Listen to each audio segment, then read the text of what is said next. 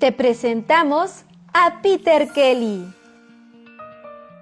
Peter Kelly tiene una licenciatura en Filosofía y Lenguaje y una maestría en Filosofía por la Universidad de York, Inglaterra. Tiene estudios, diplomas y certificados en Lingüística Aplicada y Educación por el British Council, el Instituto Anglo-Mexicano de Cultura, el Centro Universitario Villanueva y la Universidad de Carolina del Norte. Actualmente, él es consultor académico para escuelas y universidades en México y un formador de profesores a nivel nacional. Tiene más de 35 años de experiencia como profesor en primaria, secundaria, bachillerato y universidad, enseñando literatura inglesa, historia, escritura creativa, inglés como lengua extranjera, filosofía, teoría del conocimiento y pensamiento crítico y creativo. Ha impartido conferencias, cursos y talleres sobre temas como lingüística, formación de profesores, enseñanza del inglés como lengua extranjera, programas de desarrollo profesional, entre otros. Es autor y coautor de 7 libros de texto de enseñanza del idioma inglés para escuelas secundarias y editor del programa Self-English de Grupo Educare. Démosle la bienvenida a Peter Kelly.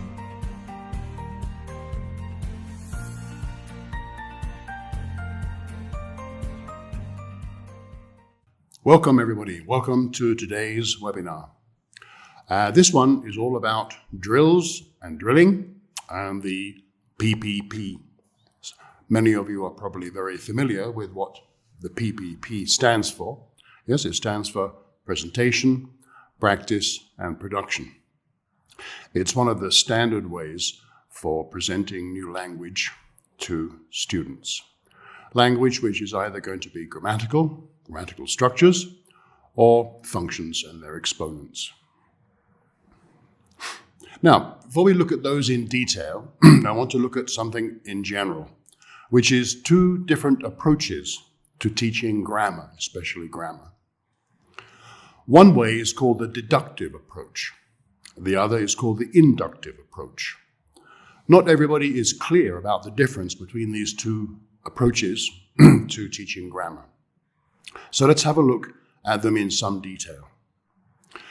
Generally speaking, the deductive approach in language teaching refers to the procedure where the teacher explains the grammar rule first. There is an explanation of the grammar rule. Then students look at examples of the grammar rule in action, in sentences, and then they try to apply the rule to produce new ones. We can see the general procedures from the teacher tells the students what the grammar rule is, then the students look at some examples of that rule, and then they try to produce new examples of the rule. The inductive approach is a little different. In a sense, it's the reverse process. Here, the teacher presents meaningful examples of the grammar first. She or he does not explain the rule. The students are just exposed to meaningful examples of the grammar. Then the students produce some more examples following the understanding they have of the examples in the first part. And slowly, by producing examples, they manage to understand what is happening. They see patterns.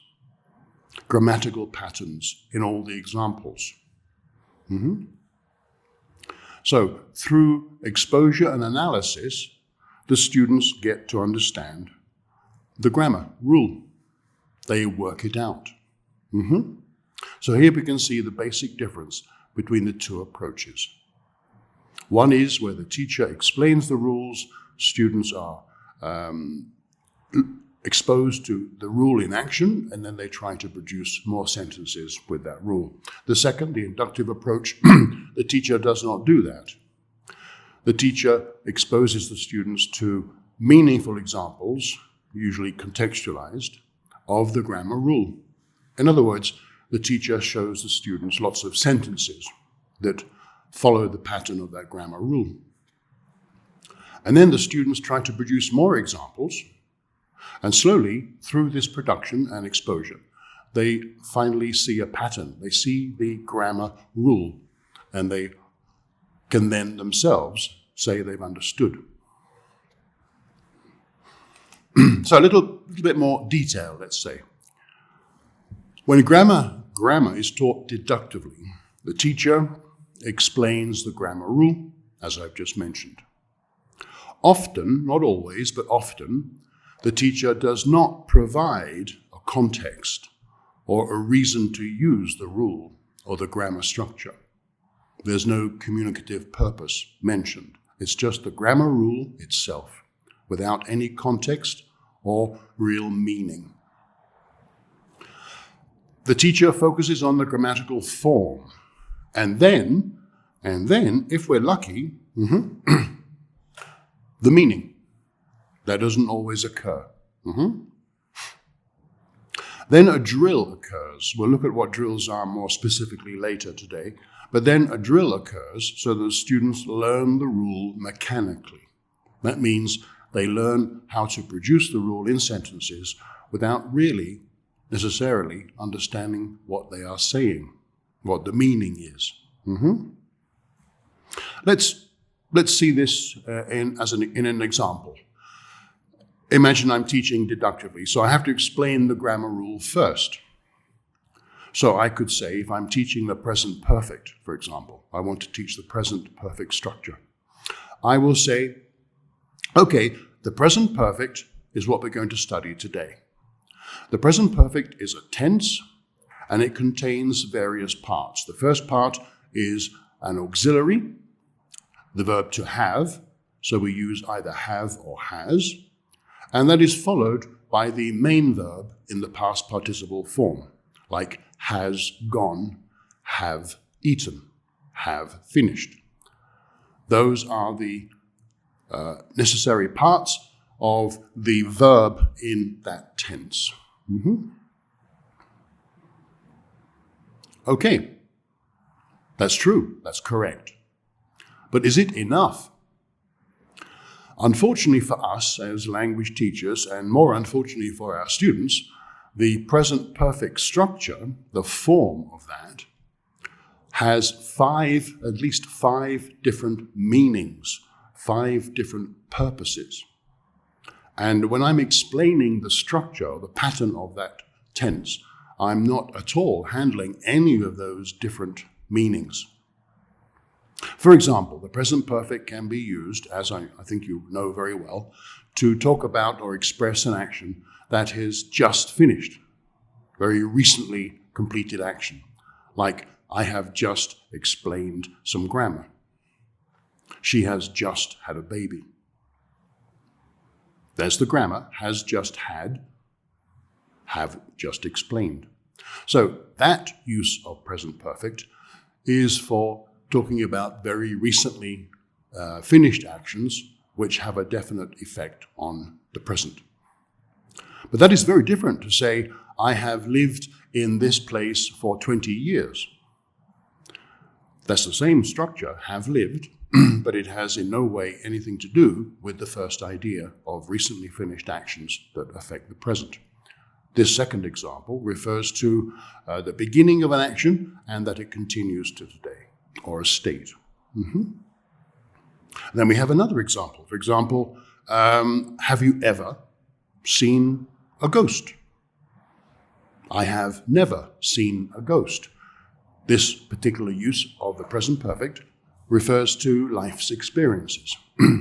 So as we see just from those 3 examples, I'm not really teaching the meaning at all when I just focus on the rule, because the rule can be applied in at least 5 different ways.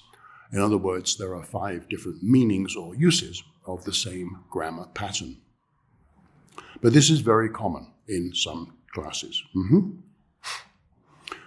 So when the teacher teaches deductively, as we can see in some, the grammar rule is focused on more than anything. The meaning, if we're lucky, is also included, but later. First, the grammar form must be understood by the students. To facilitate that, drilling is used quite considerably. That is the deductive approach. Let's look at the inductive approach. When grammar is taught inductively, the teacher allows students to discover or induce the rule through meaningful communication. Meaningful communication means that the teacher provides a context and a purpose for the new language. It's not just the form, as it is in the deductive way. Here, the meaning is first. The meaning is to be understood by the students before they can really say they can dominate the language structure. This is an interesting way to teach. Why? Because it helps students see how to learn a language independently. When we learn a language through acquisition, for example, or exposure to the language without taking classes or studying formally, that is often how we get to understand the new language. We hear people use it, we see it in texts, and we inductively work out what it must mean. So teaching students this way helps them a lot to become independent learners of English. Whereas the deductive way, without the teacher or without some sort of structure in a book, they cannot do that. They're not helped to understand and identify patterns at all. They're just told them. Whereas here, by inducing the rules through contact with the English, the students learn how to pick up a language, acquire a language, independently of a teacher. Good.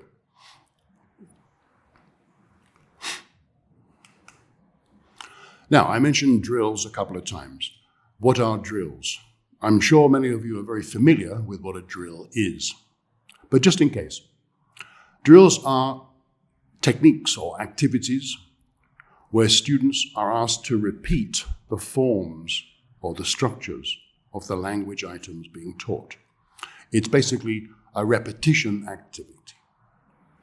The purpose of the drill is to provide accuracy practice.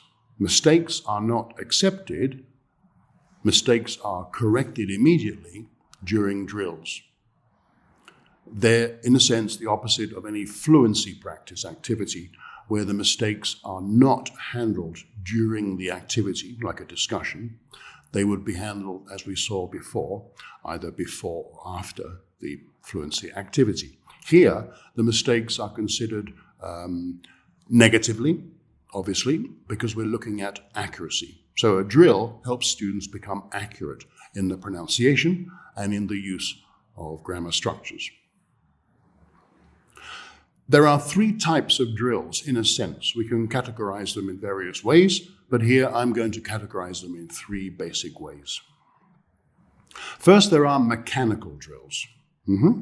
Mechanical drills. These are simple repetition of a structure or a function and exponent. Nothing is really handled in terms of meanings. It's just repetition, in a sense, rather like parrots can repeat. A contextualized or meaningful drill is a little bit different. The procedure is very similar. The students have to listen to something that is said and then repeat it. But they're repeating something they understand. It's been understood through the context or the meaningful communication that occurs. So the repetition is purely to help them with the form. We don't need to focus on the meaning because supposedly in a contextualized drill, they understand the meaning before they start repeating, which is different to the mechanical, where the meaning is not necessarily clear or given. Drills can also be divided into three phases. First, we have a one-phase drill. We can also have a two-phase drill or a four-phase drill. Three-phase drills don't really exist. An example of a one-phase drill is she went to the market. Here the teacher is asking students to pronounce well one sentence, if you will. One affirmative or one negative sentence. Just one sentence means one phase. In a two-phase drill, we have a question and an answer, and there are various types. It can be WH questions or yes-no questions, but with the answer. So there are questions and answers, therefore we have two phases. For example, where did she go? She went to the market. So here, in these drills, students will be asked to repeat the question and the answer. The four-phase drill is basically a mini conversation, if you like. In this case, we have where did she go? She went to the market. What did she buy? She bought some fruit. Here we can see that there is a progression from a simple one-phase drill to a small dialogue or conversation. Students are asked to repeat all of it in all cases. And not just once, but several times. A drill is where the students have to repeat several times. But we'll look at that a bit later, because there are limits to that. Let's go back and look in detail at mechanical drills. Remember, these are drills where the meaning isn't necessarily focused on. These are drills that are for accuracy in production of a certain form. Here, as an example, we're going to use can as ability in third person singular. Normally we teach present simple before we teach can, before we teach the modals. So assumedly here, the students already know present simple in all three forms, affirmative, negative, and interrogative. Now we have to introduce a modal auxiliary, and can is often the first one taught in the program. So here we're going to go through all the steps one by one very carefully, and then I'm going to put it together and produce the drill in a natural way. And you can see how a drill works in action. In this type of drill, the first step, 1A, the teacher demonstrates the natural forms twice. Then, in 1B, the teacher isolates and distorts the difficult parts twice. Then the teacher re-demonstrates the natural forms twice. And the next one is students repeat the natural forms, choral and individual. That is step D. So let's have a look.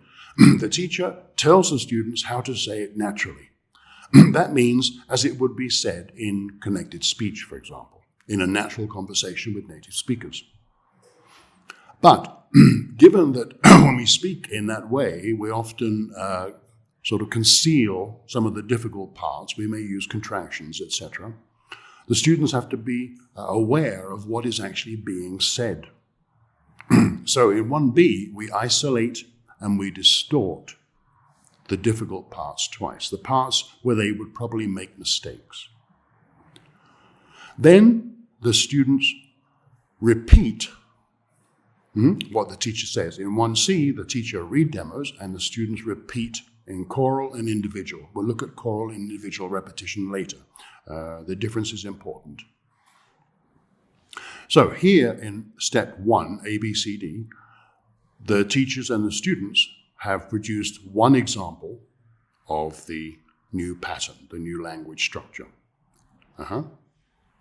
In step 2, we have to now ask the students to produce another example, but the teacher normally helps them by cueing a substitution item and then pauses. Then the teacher nominates a student for the response to produce the new sentence, and the student responds correctly, or the teacher corrects if it's incorrect, and the student, again, repeats the correct form. And then the rest of the students repeat in a choral and individual way. This may seem a bit strange, but let's put it into an actual example. For example, I'm going to use the model Mary can play the piano. That is the first natural form I'm going to use. Remember, I'm trying to help the students produce accurately the grammatical form using can in the third person singular. So, 1A, what do I say? I say, Mary can play the piano. Mary can play the piano. That is the natural form twice. When we use can in affirmative, we do not stress it. It's a weak form. So it's not Mary can play the piano. We don't say that naturally or without any particular need to stress the ability. We just say Mary can play the piano. So I have to say that so the students can hear it. But because it's a weak form, many students might not pick it up. They might not hear the can. Let me try again. Mary can play the piano. As you can hear, the can is pretty weak. It's not really stressed at all. So to help students hear that, I have step 1B. Mary can play the piano. Mary can play the piano. Now I'm isolating the can. I'm stressing it so they can hear it. Mary can play the piano. That is isolation. Now the distortion is different. The distortion is to, in a sense, see if they've understood the difference between this grammar structure and the present simple itself. So I would distort it, which means generally I make a mistake on purpose so that the students realize that's not the way to say it. So step 1B is Mary can play the piano. Mary can play the piano. Mary can plays the piano? No. Mary can plays the piano? No. That's distortion. But having isolated and distorted, students might have forgotten how to say it naturally. So 1C, I have to re-demonstrate the natural form twice. Mary can play the piano. Mary can play the piano. And then 1D, students begin to repeat. I ask students, I choose students, I say sort of everybody, or I choose particular students to repeat. But that is not enough. That's only one example of the can, so we need more. So after they've done step 1, all of it, then I'm going to introduce a substitution. I'm going to say something like, play the piano? No. Speak French. So I'm cueing, I'm giving them the sort of tip that the next sentence has to be different. And I'm telling them what they have to include. I'm saying, play the piano? No. Speak French. And I pause. Then I nominate one student to produce the new model. Hopefully the student will have understood and will say, Mary can speak French.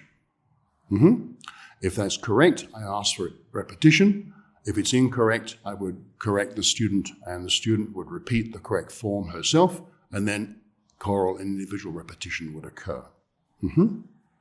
So that is the progression in the first 2 steps. Now, why do we pause? Why do we pause? It's very important. We pause so that the students have time to think. If we cue and nominate immediately, then only the student who is nominated will probably think about what to say. But if we cue and then pause, and then we go hunting for a victim, then we nominate one student, everybody then is given the opportunity to think about what they have to say if they're chosen. So it's cue, pause, nominate. Cue, pause, nominate. Many teachers who try these drills normally fall into the trap of cueing and then nominating immediately, or even nominating a student first, saying, okay, Susie, try with speak French. There we're nominating first, and then we're cueing. That means all the rest of the students in the class can relax. They don't have to think about it, because poor Mary has to do it, or Susie. So here we have a system which is to be respected. Cue, pause, nominate. The pause is only 2 seconds or 3 seconds, no more, but it's sufficient for the students to start thinking. Here it's very important that when the students are repeating, the teacher is not repeating. The teacher doesn't sing along with the students for a good reason. We have individual repetition and we have choral repetition. With a large group, choral repetition is needed because we haven't got time for every single student to say it. So we do need choral. But we also need individual in case some students are having a problem. And if during the choral repetition, the teacher is listening and can identify in a certain area of the room somebody made a mistake. Someone said, Mary cans, or Mary can plays. We can detect which area of the room or which student said that. Then we have to focus on that area or that student and have some individual repetition and some help from the teacher, some correction. But if you're singing along with the students, repeating with them, you can't hear them and you can't help those students who might say it wrong. So we have to cue, pause, nominate, and then the student repeats, and then chorally everybody repeats, and we listen carefully to what is being said to identify any problems that we have to fix. The third step is very similar to the second step, as is the fourth. In the third step, we substitute with a new item. Maybe we can say, sing well. So I would say, personally, I normally say, speak French? No. Sing well, sing well. And I pause, then I nominate a student, and hopefully that student says, Mary can sing well. And then I get choral repetition again. And finally, the fourth step is the same as the third step, only with a new substitution. I would say, okay, sing well, no, run fast. I would pause, and then I would nominate a student. Hopefully that student would say, Mary can run fast, and I would get choral repetition. 4 is enough. Only 4 models are needed. More is excessive, becomes a bit tedious. An interesting laugh, if we over-drill, mistakes sometimes begin to occur, whereas before they weren't. We have to be careful about over-drilling or under-drilling. 4 is the normal number of models. Good. Okay, let's put this into practice.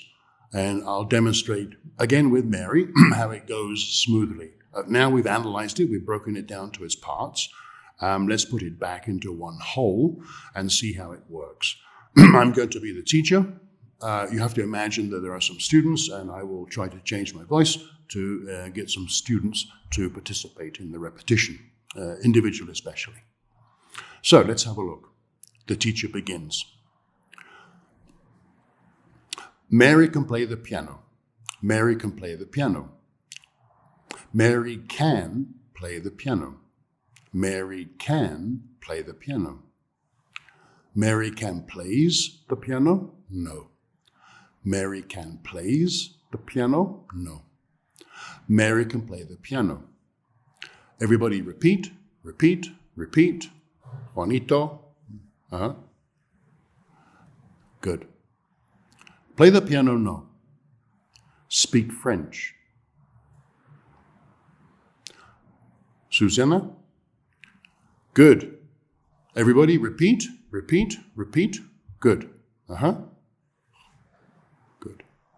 Now, speak French? No. Sing well. Federico? Good. Everybody repeat, repeat, repeat. Good. Run fast. Run fast. Mary? Good. Mary can run fast. Mary can run fast. Very good. There we have the 4 models being done. That is about how long it should take. no longer really. What we can do at the end is have a final run-through.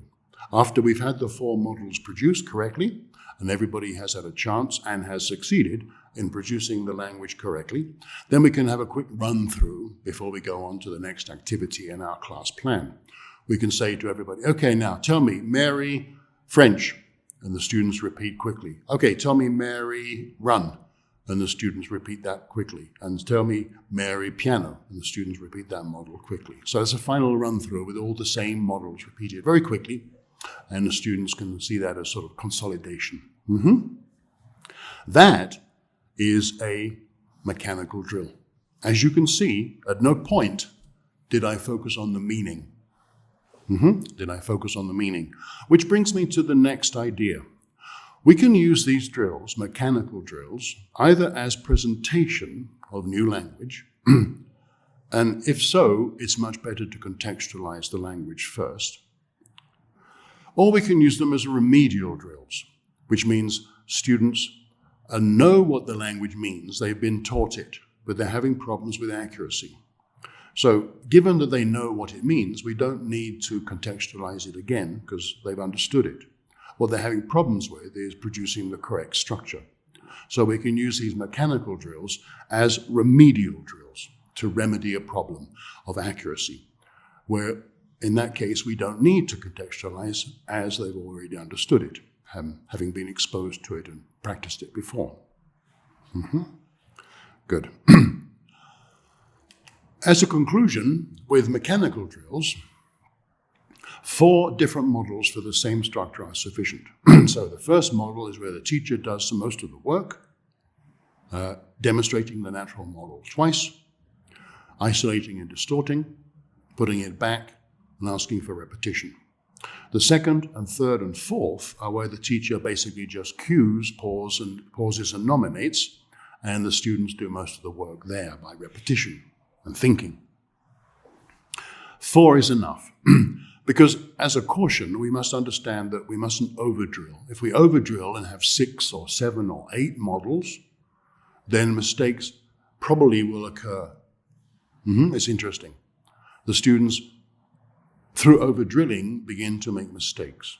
They get confused. Plus, drills should be fairly up-tempo, not slow. The cue, pause, nominate should be quite smooth and fairly up-tempo. The repetition should be natural speeds, not slow. So, as I have demonstrated now, a mechanical drill like this, especially a remedial drill, would only take a few minutes, 2 minutes, maybe 3 minutes maximum. No more is needed. And it has to be fairly up-tempo. Good.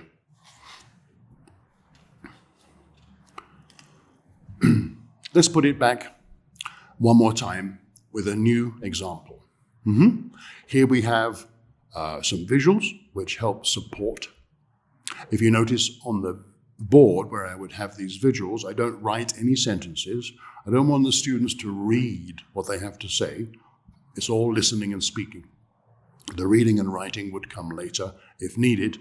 If it's a presentation drill, it would definitely come later, probably from the textbook. So let's have a look. Here we have a family, Anna, James, Lily, and Fred. I would establish who they are. I would elicit from the students the names and establish that it's a family with them. I wouldn't tell them. I would ask them to tell me this. And then I would establish 4 delicious things, in most people's opinion: coffee, chocolate, ice cream, and tea. And I would do a drill with third person singular with like.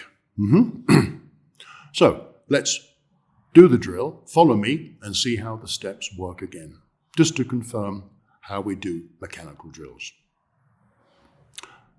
I'm now the teacher. I'm going to be addressing my students. Listen. Anna likes coffee. Anna likes coffee. Anna likes coffee. Anna likes coffee. Anna like coffee? No. Anna does like coffee? No. Anna likes coffee. Anna likes coffee. Repeat, repeat, repeat. Good. Coffee? No. Listen. James likes chocolate. James likes chocolate. Tell me. And everybody would repeat. Good. James, no. Lily. Ice cream. Good. Good. Good. Repeat, everybody. Repeat, everybody. Good. Lily, no. Fred. Good. Good. Good. Repeat, everybody. Repeat, everybody. Very good. Okay, now just one more time. Everybody. Anna. Good. James. Good. Lily. Good. Fred. Good. Well done. That's my drill finished. As I had two pieces of cues here, I have the name and the item. Then with James, I did a little bit more help. I gave a little bit more help by repeating in the first case. When it's just one cue, that is probably enough, just a cue. But with this particular example, there are two things to think about, who and what. But with Lily and Fred, I just had to cue the name or the item. It works either way. How long did that take? A minute? I don't know. Not very long.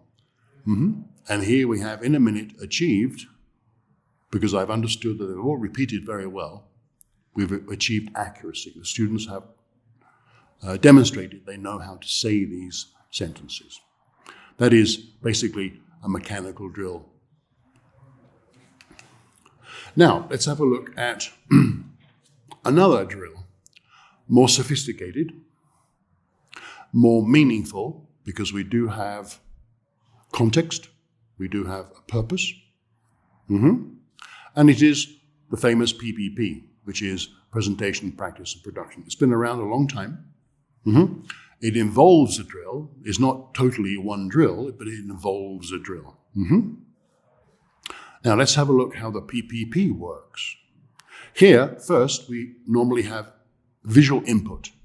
On the board, I would have big pictures of, in this case, a man with a shopping cart, and there are many things in the cart.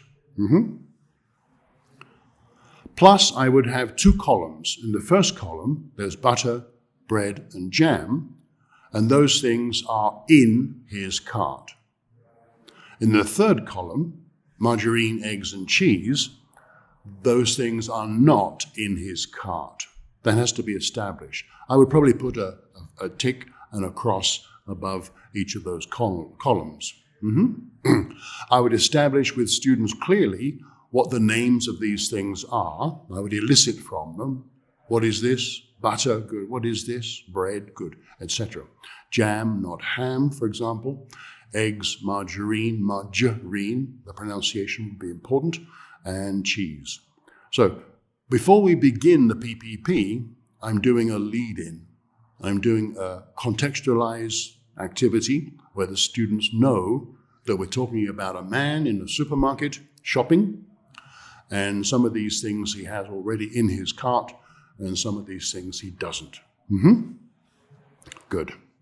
So, once that is established, and it's important to repeat here that the teacher doesn't tell the students what these things are or what the situation is. The teacher elicits from the students, extracts from the students their own ideas about what this is all about.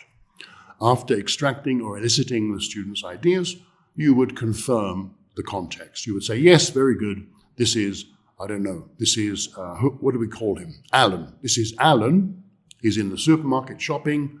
He has some of these things. He doesn't have those things. That's the context, fully established. Then we have to begin the first P, the presentation. The first part here is where the teacher is establishing the context. And in this case, we're going to teach some and any. This is the target language, some and any, and we're contextualizing it in this particular way. So let's read what it says. The presentation, the teacher builds up from the visuals and establishes the context, in this case for some and any. So having elicited from the students what these things are, who this is, give me the names, and where is he, what's he doing, then the teacher will confirm and consolidate at the end of that by saying, okay, right now, Alan is in the supermarket. He's shopping. He has a trolley. What's in it? Lots of things. Look and listen. That's what the teacher does before the presentation itself. The teacher either holds up the items if it's realia or points to the items in a picture. There will be 6 items, 3 for some and 3 for any. And the teacher would say this: he has some butter, he doesn't have any margarine. He has some butter, he doesn't have any margarine. Has some butter, doesn't have any margarine. Some butter, any margarine. Some, any. Some, any. He has some butter, he doesn't have any margarine. That is where the teacher presents the new language. And if you notice, it reduces down to the basic thing we're trying to teach, the target language itself. We have it contextualized in sentences, and then we reduce that and focus on just the target language. And then we put it back into a complete sentence before we ask students to repeat. This is the presentation. After the presentation, you're going to choose students to try, not with margarine, not with butter, but with something else from this particular choice of items. So the production now, the second P, presentation, and now it's production, where the students, controlled by the teacher, are now going to produce some new models of the same structure. So the teacher, for example, says, okay, Mario, you try. And Mario decides to repeat the same thing. He has some butter. He doesn't have any margarine. Good. Okay, the student repeated what you said. It wasn't really the idea. It doesn't matter. So now the teacher cues some specific items for another student. Good. Now, Anna, try jam and eggs. Anna makes a mistake. She says, he has some jam and eggs. The teacher asks, is that true? Check again. The student looks at the visuals or the objects and says, oh no, he doesn't have any eggs. She has self-corrected herself. What she said was grammatically correct, but it wasn't true according to the visuals. Good. Now, Bob, try with bread and cheese, etc. So we're going around the class asking students via a cue, and we get the students to produce models covering all the visuals or all the realia we have brought in. As you see here, there's no cue, pause, and nominate. In this particular drill, the PPP style, we don't often cue, pause, and nominate, but we definitely could. We definitely could. So, the teacher now, as part of the production stage, says, now think, when do we use some and any? Let's look at this. Now, notice what the teacher is doing. The teacher isn't telling the students how we use some and any. The teacher is asking the students to induce, to work out themselves from these examples when we use some and when we use any. The simple rule that the teacher wants to establish is that some is used in affirmative sentences and any is used in negative sentences in this case. That is the rule that she wants or he wants to establish. But instead of telling the students, like the deductive way would, the inductive way extracts or elicits from the students their comprehension, their understanding of what they've been doing. So, in this part, in production, the teacher elicits the rule and examples and writes them up on the board. So in this case, the teacher would say, okay, who can tell me, when do we use some? And the students would probably say, when we have, or affirmative, which is sufficient for you to know as a teacher that they've understood. So you would write on the board affirmative and some. And then you would say, okay, who can give me an example? and you ask a student to give you an example from the models we've seen using some. He has some butter, okay? And you write that on the board. Now it's visual. Before it's all been listening and speaking, nothing visual at all in terms of the language. But now it has to be visual. It has to be confirmed visually for the students. So you've asked the students to tell you about the rule. For some, they've told you it's used in affirmative, and you have asked for an example and you've written it up. The students are giving you all this. You don't do it yourself. You don't write down affirmative, some, he has some butter. No, that's telling them. That's not inductive, that's deductive. But we haven't finished. Okay, you would ask the students, when do we use any? And the students say, when we don't have, or in negative. Good. So you put negative on the board and any. And then, okay, who can give me an example? And a student gives you an example, he doesn't have any cheese, and you write it on the board. The students have produced this information. You guide them with questions, and now they can see it on the board. They can see what they've been saying. Very important now is that we must confirm the rule and the meaning of the language. Remember, in this PPP, in the inductive way, the meaning is essential. So we confirm the rule. So we say, I often trick my students, or try to. I say something like, okay, so he has any butter is good. I'm trying to trick them with incorrect sentences. And they say, no, okay, so what do I say? He has some butter. Good. I'm trying to confirm they've understood the rule. And I would do the same with the negative. So he doesn't have some cheese is good. And they say no. If they say yes, then I have a problem. Then I have to probably rewind and help them from a step further back. But hopefully by now they've got the idea. And they say, no, he doesn't have some, he's wrong. He doesn't have any. Good. I've confirmed with them the rule. I haven't told them the rule. I'm just trying to trick them in this case and see if they can see the mistake. If they can see the mistake and correct it, I think they've understood the rule. But what about the meaning? Have they understood the meaning? I have to check that too. Now, in this particular case, some and any, the real meaning is quantity. We're talking about quantities. But with some and any in this case, we're not talking about particular quantities like 6 or 5 or a kilo. We're talking about general quantities, nothing specific. And I need the students to understand that. I need to check that they've understood it. So I would say something like, okay, he has some butter. Does that mean 1 butter or 2 butters or 3 butters? Is it a particular number? Or is it just a general amount or a general quantity? And hopefully they will say it's a general quantity. I'm using cognates, general, and quantity are close cognates. I'm not using complicated language when I'm checking.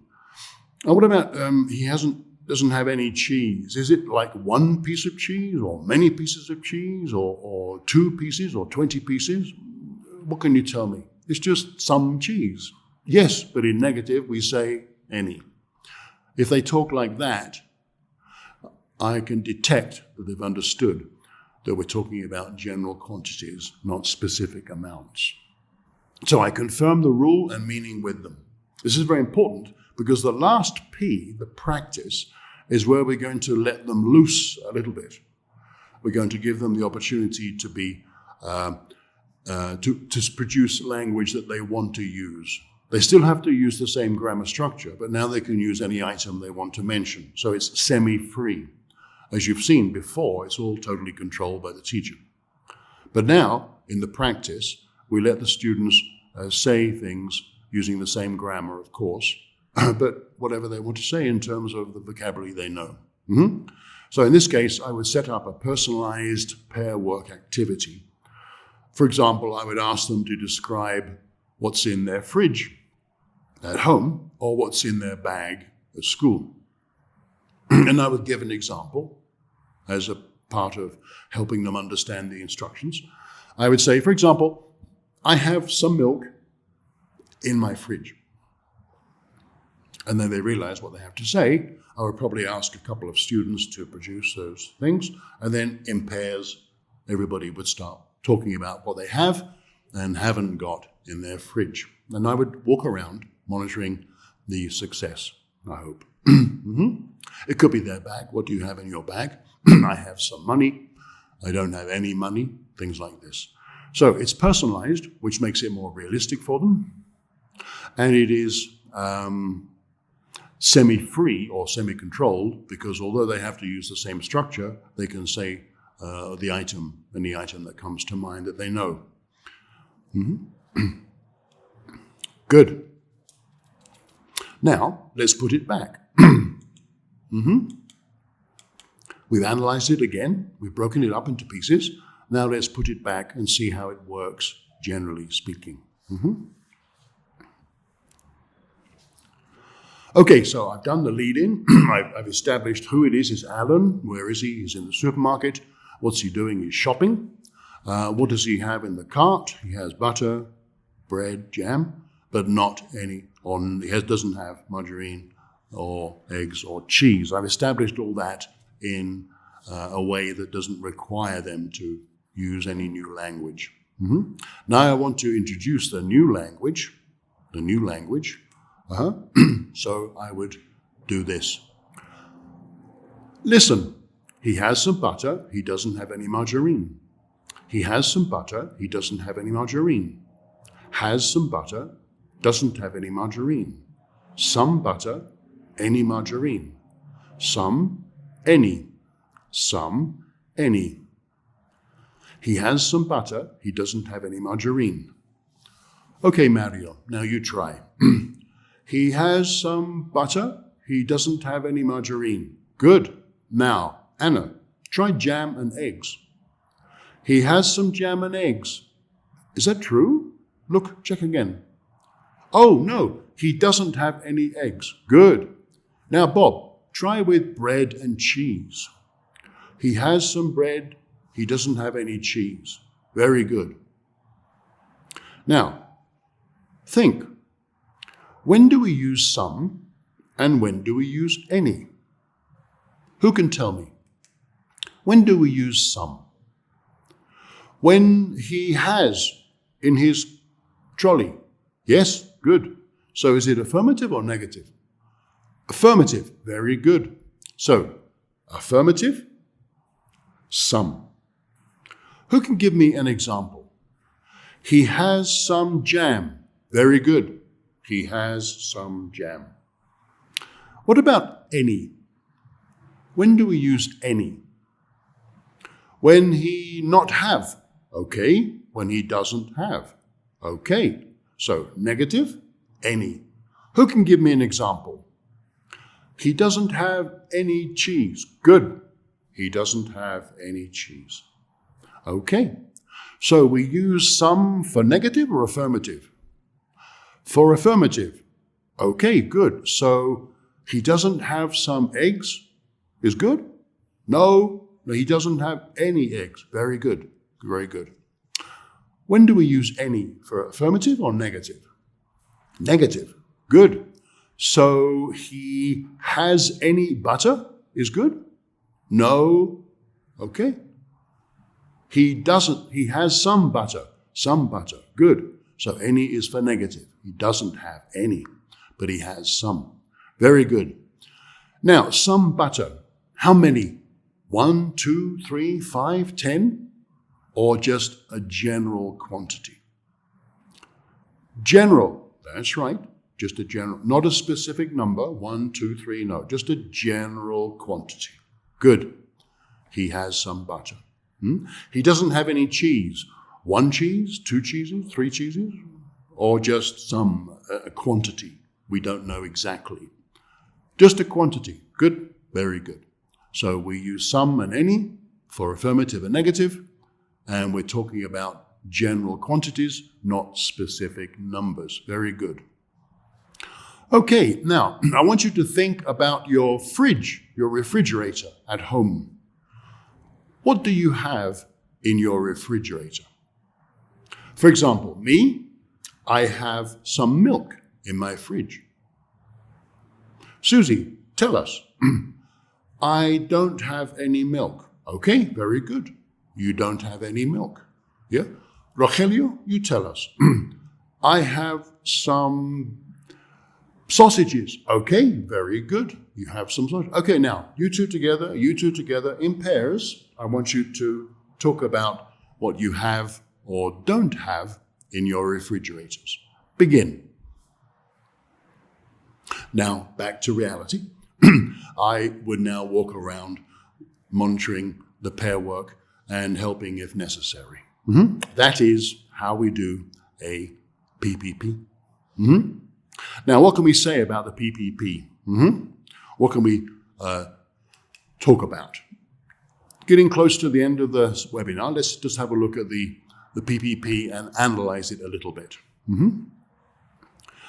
We progress from TTT to STT, teacher talking time to student talking time.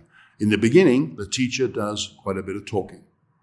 But as the activity progresses, the student talking time increases. And as we see at the end, in the final part, the students are doing all the talking. So it's a progression from some considerable amount of teacher talking time to 0 teacher talking time in the activity and 100% student talking time. That's a good progression. As we've seen, there's a progress from totally controlled, the teacher controls everything after the lead-in. In the first part, the presentation, the teacher is doing all the work and controlling what the students say. And then it gradually progresses to a semi-controlled part in the final part. Semi-controlled because they are free to choose the items they want to talk about, but they have to follow the same pattern as the previous parts in terms of the grammar or functions. We can teach functions this way too. Now, the first part of the P, the first P, obviously is to present the language, give them a chance to see the language in a context, meaningfully, to understand it. The second part is to see if they can produce similar models using the items in the visuals or in the realia, and gives them a chance to use the new pattern, and as they do, become aware or notice the rule that is being used. At the end of the second P, the second part, the practice, the teacher now focuses on that, and she asks the students what they've noticed, what is the use of some and any in this case, and the students tell the teacher. And if it's correct, the teacher will write it up on the board. This allows the students the opportunity to identify, induce the new language, and to see it on the board. So it becomes a visual component of the class, of the presentation. The third part, the final one, the production, is where the students are now let free up to a point, and they can now use the language in a personalized way about their own refrigerator, their own bag, so it's more meaningful to them than some abstract. And the teacher is just there to help. The teacher is not in control anymore, really. The students know what they have to say, and they just have to choose vocabulary that they're already familiar with for talking about what they have or don't have in their respective places. This type of activity is very good for certain types of students. The PPP is very good for certain types of students. Not all students can benefit from this controlled structure to teaching new language. Students who are more analytical can benefit from this because there is a lot of analysis going on. Students who are more or prefer more structure to their classes, students who prefer, for example, a lot of guidance from the teachers, students who are, in a sense, more teacher-dependent, they can benefit from this type of activity because it's very controlled, very structured, and the teacher is there all the time to help. Not all students are like that, as we know. Some students prefer a freer environment where they can say much more what they want to say, where there's more risk more excitement, maybe, less sort of rigidity in the class. But we have to attend to all our students' needs and all our students' styles of learning. So in a sense, we can mix it up. We can use this sometimes, and maybe we can use other types of presentation techniques at other points in the class. Good.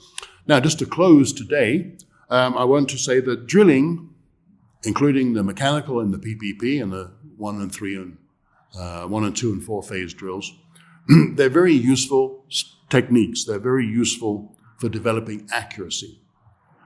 But we mustn't sort of get too fond of these things, because we have to remember that fluency is a very important thing too. Fluency is just as, or maybe more important than accuracy in some cases. So while we can respect these structures for what they offer us, the opportunity to help students become accurate, and what opportunities they offer to the students to help them become more accurate and understand meanings, in the PPP at least. Don't forget to include in your classes lots of activities where they are given the chance to speak freely, to gain confidence without interruptions or corrections at the time, and to develop their fluency. So here we have a balance, which is something we should maintain as much as we can during our classes. Thank you very much. See you next time in the last seminar.